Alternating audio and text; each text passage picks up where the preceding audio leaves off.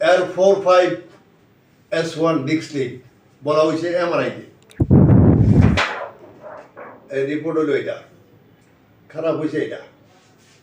আর এইটা টাচ করছে হালকা, কিন্তু ওয়ান থেকে তারা ইন্টিগ্রেশন করে গেছে। এটা এখানে ছোট করছে, এটাতে ভালো বোঝা যায় না বিদায় এটাকে বড় করছে।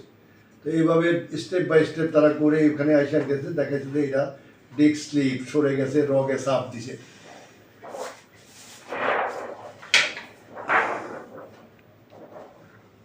ওনার সার্ভাইকেলে এখানে দুইটা সমস্যা আছে। এটা হলো এমআরআই রিপোর্ট মতো। এমআরআই করেন উনি এখানে,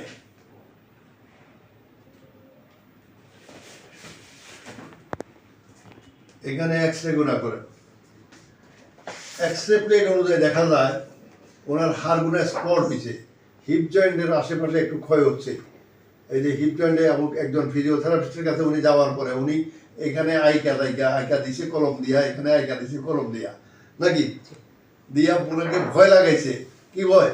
ভয় লাগাইছে যে আমার হাড় বাঁকা হয়ে গেছে, হাড় বাঁকা হয়ে গেছে, এটা ডাউন হয়ে গেছে, এটা উপরে গেছে। তো এটা যদি ডাউনটাকে যদি বাঁকাটাকে সোজা করা না যায় তাহলে ওরা চিকিৎসা করে লাভ কি? জি আচ্ছা, উনি এটাও করেন এক্সরে। এই যে এই কালো কালো যে জিনিসটা দেখতেছেন এগুলো ওনার খারাপ।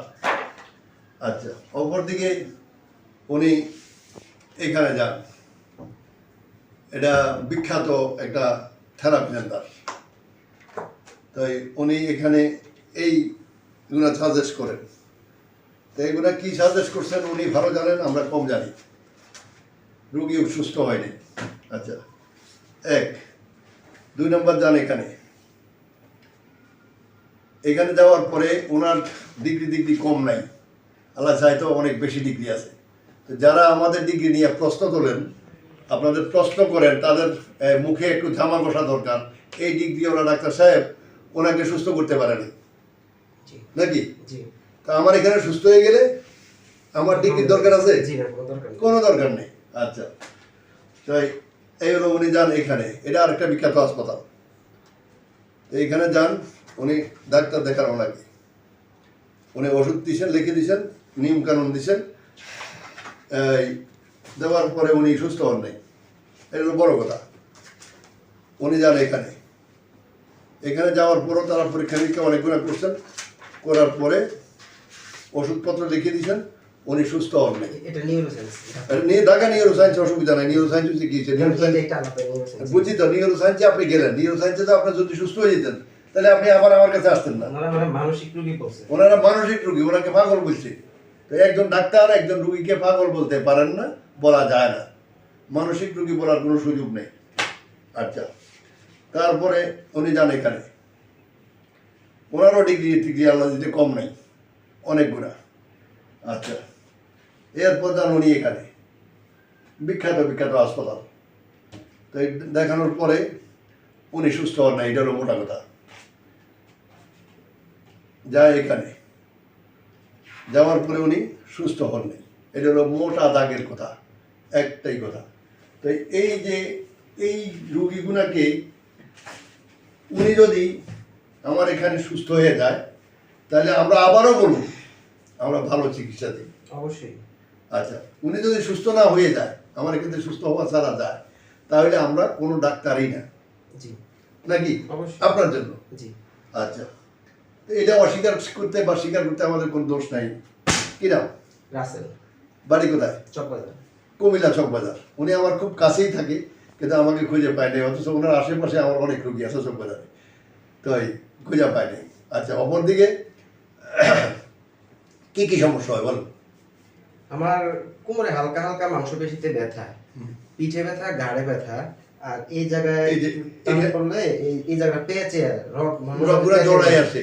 তো আমি একটু হাঁটলে দৌড়াইলে মোটামুটি একটু ফ্রি হয়, আবার ব্যথাটা কয়েকদিন কমে, কয়েকদিন পর আবার বাড়ে, আবার শুরু হয়ে, তবে সহনশীল। আচ্ছা, সহনশীল।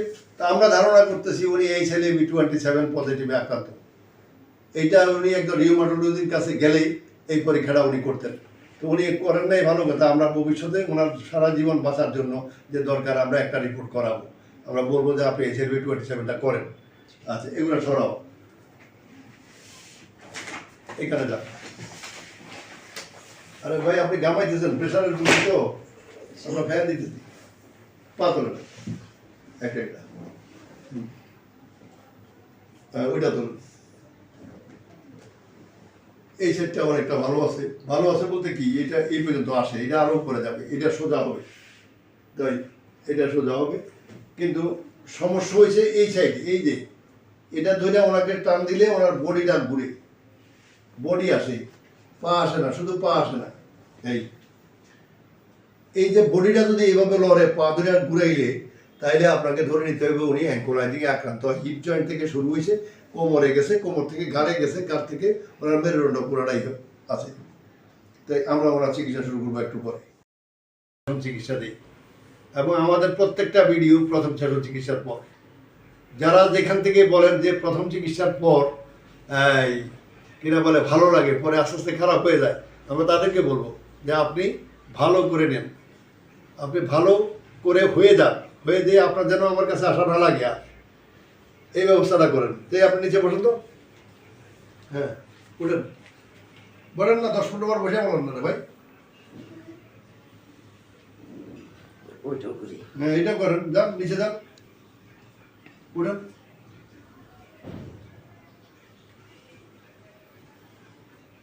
ভালো লাগবে না। এখন আমরা তো এটা বাইরে চেক করছি আপনাকে, কইরা এটা দেখানোর জন্য না ভিডিও করা।